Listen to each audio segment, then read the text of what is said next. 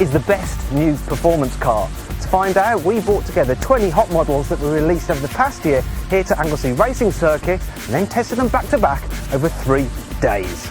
Our contenders range from hot hatches to hyper saloons and from lightning fast limousines to drop-top supercars. However, while they included some seriously expensive pieces of kit, none were ultra-rare limited-run models. As part of our testing, we used specialist timing equipment so our resident racing driver Owen Mildenhall could set a lap time in each. You can see these individual videos with his commentary by clicking on a model on the right side of this page.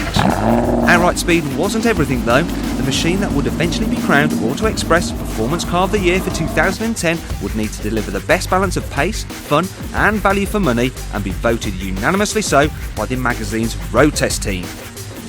Okay, it's time to strap yourselves in, turn up the volume and check that your boss can't see your computer screen because we're going to start our countdown.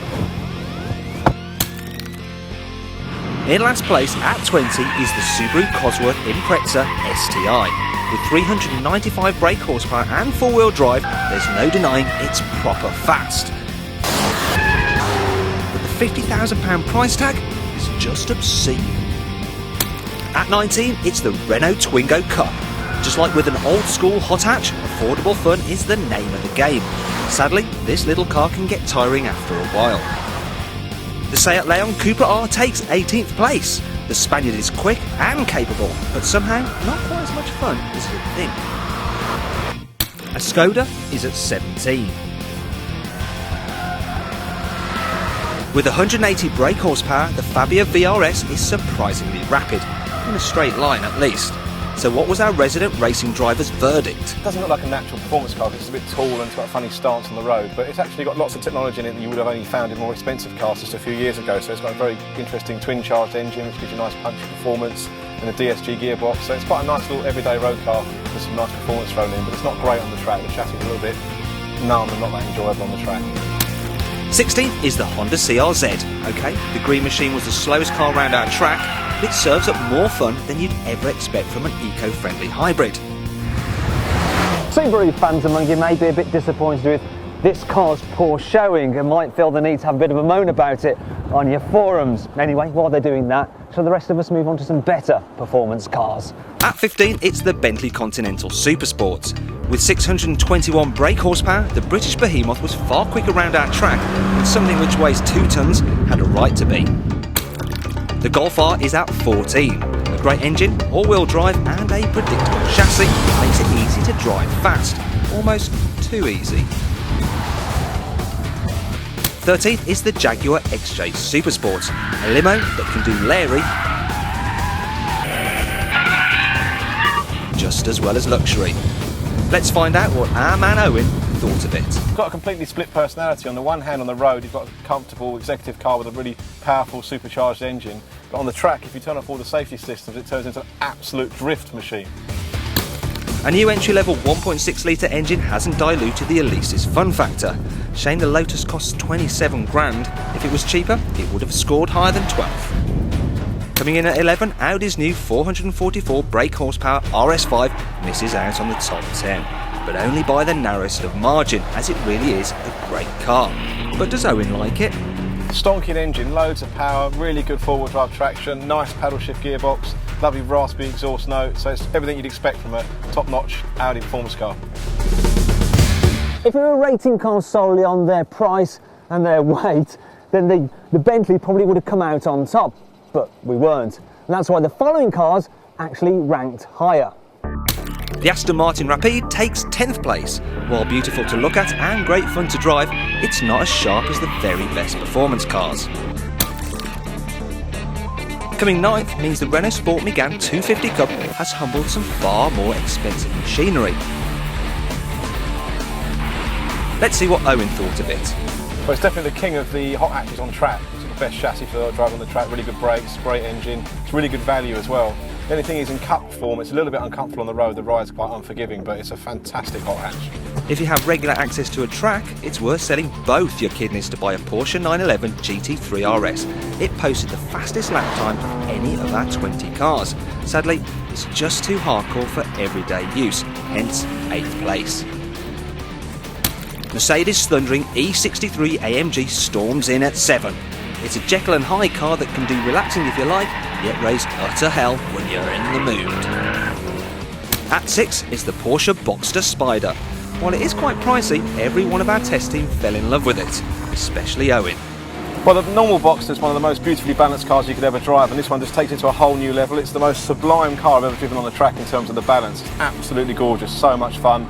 But with the sort of non-standard roof, it's a little bit difficult to live with every day. It's a little bit expensive. But if you could afford a second car, this is the best road car I've ever driven on the track. So then, that's 15 cars dealt with, which means we've only got 4 more to go until we reveal the Auto Express Performance Car of the Year for 2010. Let's see how the top 5 panned out.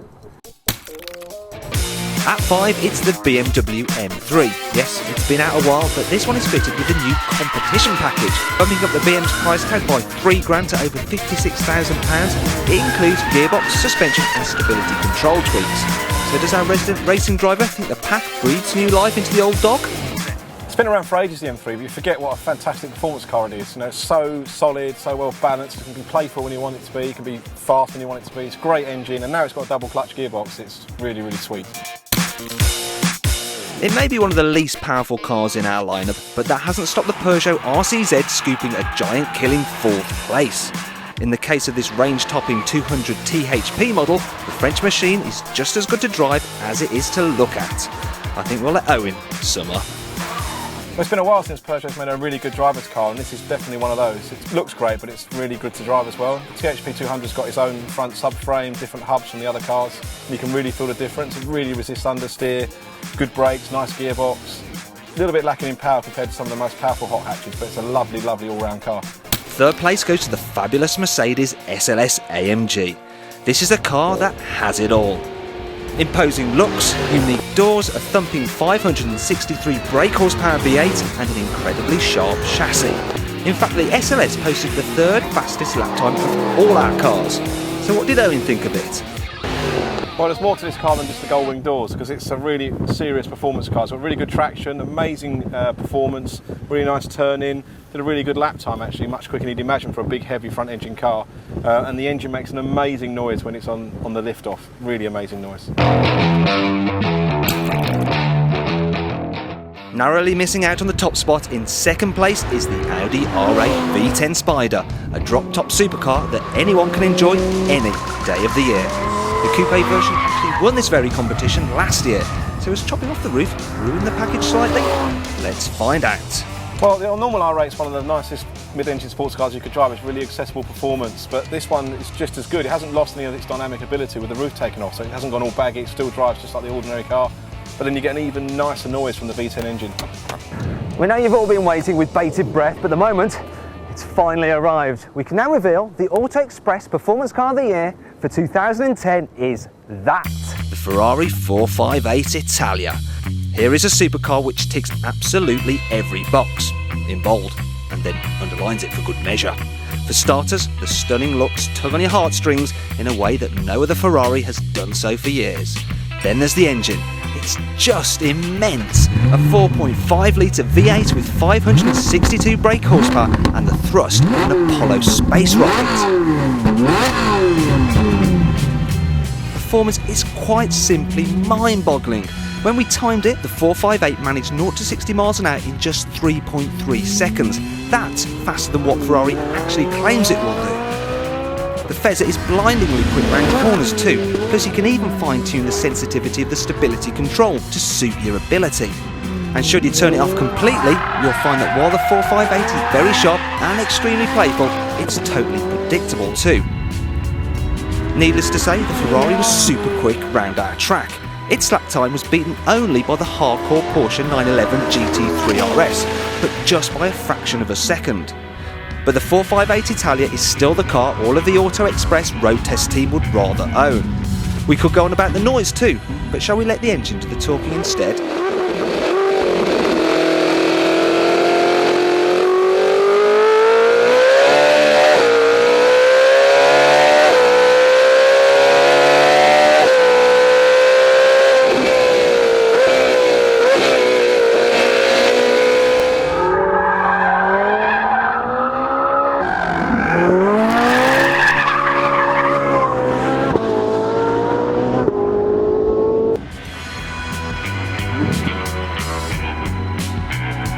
Finally, all we need now is Owen's verdict on this very special Ferrari. What a sensational car, it's amazing, awesome gearbox, really fast, incredible engine, amazing brakes, and the chassis is such a joy to drive. It's a lovely balance, it's a really, really special experience to drive this car. The Ferrari 458 Italia, I mean, it's brilliant on the track, it's great on the road, it sounds amazing, and well, I mean, it looks awesome, and admittedly it is pretty expensive, but you could argue that it's actually great value for money. And that's why it's a worthy winner of the Auto Express Performance Car of the Year for 2010. Now I wonder if anyone noticed if I take it home.